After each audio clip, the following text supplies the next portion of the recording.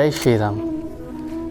श्री राम को हम भगवान क्यों मानते हैं? श्री राम को हम भगवान मानते हैं उनके जीवन की वजह से। उनका जीवन इतना अद्वितीय, अलौकिक, अविश्वसनीय रहा है कि आज भी उदाहरण है। लोग आज भी कहते हैं कि श्री राम के जैसा जीवन चरित्र नहीं हो सकता। क्यों नहीं हो सकता? क्योंकि पॉसिबिलिटी ही नहीं है उस चीज़ की।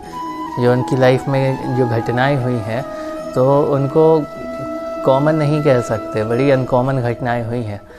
और यही वजह है कि वो एक उदाहरण है, मर्यादा पुरुषोत्तम है, मतलब पुरुषों में उत्तम है।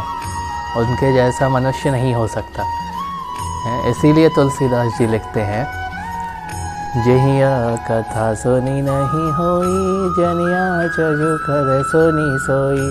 कथा अलौकिक सुनहि जे ज्ञानी, नहीं आज जो करहि रस जानी।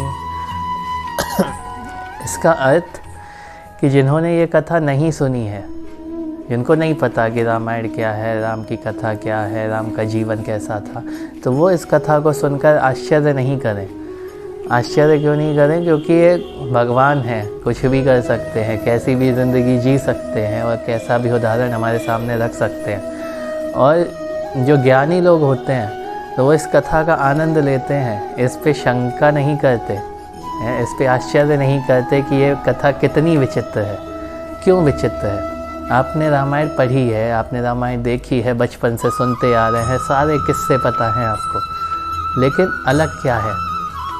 एक मोटा मोटा समझें इसको।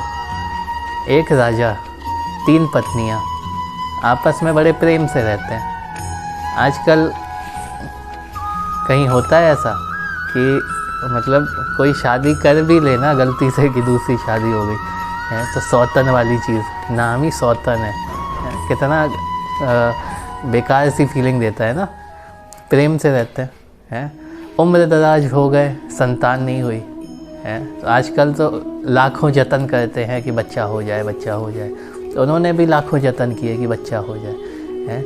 उस उम्र में जाके जब कुछ संभावना नहीं होती तो उनके 4 पुत्र होते हैं, राम, लक्ष्मण, भरत, शत्रुघ्न हैं। तो ये एक विश्वास था कि हमारी संतान तो होनी ही है, सबने आशीर्वाद दिया है तो क्यों नहीं होगी। और यहाँ एक आशंका है कि कैसे हो सकती है। आधे लोग तो इसी आशंका में और इसी निराशावाद में माता पिता नहीं बन पाते, क्योंकि दिमाग में नहीं घुसता ना। दिमाग में नेगेटिविटी है तो कोई चीज़ की पॉसिबिलिटी कैसे हो सकती है। अब फिर वो चारों भाई बड़े प्रेम से बड़े होते हैं, आपस में इतना घना प्रेम होता है। और ये भी नहीं कि बचपन में ही होता है, पूरी ज़िंदगी बड़े प्रेम से आपस में भाईचारे से गुजरती है। आजकल भाई भाई भले ही जब तक शादी ना हो तब तक तो साथ में, जैसे ही शादी होती है तो तुम अपने रास्ते, हम अपने रास्ते हैं। फिर अब आप देखो, जब बड़े होते हैं तो लव स्टोरी भी है। सीता जी को पसंद करते हैं पहले से, जब पुष्प वाटिका में देखते हैं, और पसंद करते हैं, लेकिन कोई अब छिछोरी वाली हरकतें नहीं होती।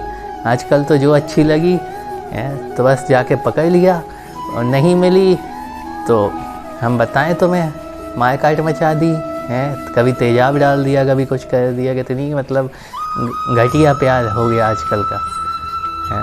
प्यार मतलब एक खुशनुमा एहसास है, लेकिन आजकल तो झंड करके रख दी है लाइफ की। अब ऐसा कार्य करना कि पूरी दुनिया का बड़े से बड़ा योद्धा ना कर पाए, शिव धनुष उठाया है। उम्र ज़्यादा नहीं थी, 16 साल 17 साल शायद उम्र थी उस टाइम पे राम जी की। जो रावण नहीं उठा पाया, जिसने पूरा कैलाश पर्वत उठा लिया था, कोशिश तो की थी, नहीं उठा पाया बात अलग है, लेकिन हिला तो दिया था।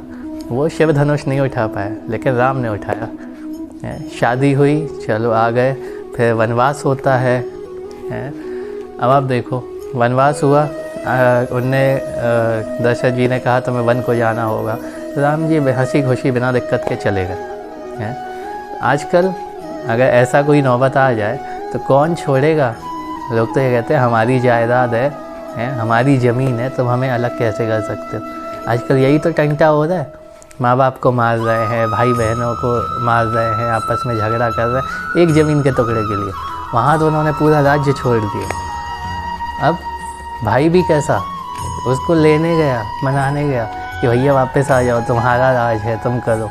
आजकल वही झगड़ा, ये 1 इंच नहीं दे सकते हम, कैसे दे दें, हमारी ज़मीन है, तुम्हारा क्या लगता है, यही चलता है।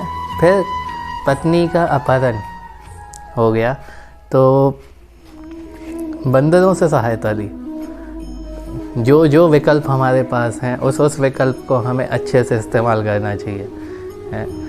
फिर युद्ध होता है, रावण को हराते हैं, पत्नी को वापस लाते हैं। तो इतना प्रेम आपस में कि कुछ भी कर गुजरने को तैयार हो जाए, कुछ भी कर दें हम तुम्हारे लिए, कहाँ संभव होता है। एक लिमिट तक करते हैं, उसके बाद लगता है छोड़ो तो कौन पचड़े में पड़े। फिर राज्याभिषेक होता है, फिर लोगों की वजह से पत्नी का त्याग करते हैं। तो वो एक उदाहरण राजा का कि हम अगर एक प्रजा को पालन कर रहे हैं, हम एक राज्य चला रहे हैं, तो हमारे लिए ज़रूरी नहीं है कि हमारी खुद की फीलिंग्स क्या हो रही हैं, हमारी लाइफ क्या चल रही है। हमारे लिए ज़रूरी है कि प्रजा के सामने एक मजबूत उदाहरण हो कि हमारा राजा सही है। आजकल क्या होता है, आजकल राजा नहीं होते, आजकल नेता होते हैं, अपना काम बनता, बाहर में जाए जनता, यही चल रहा है।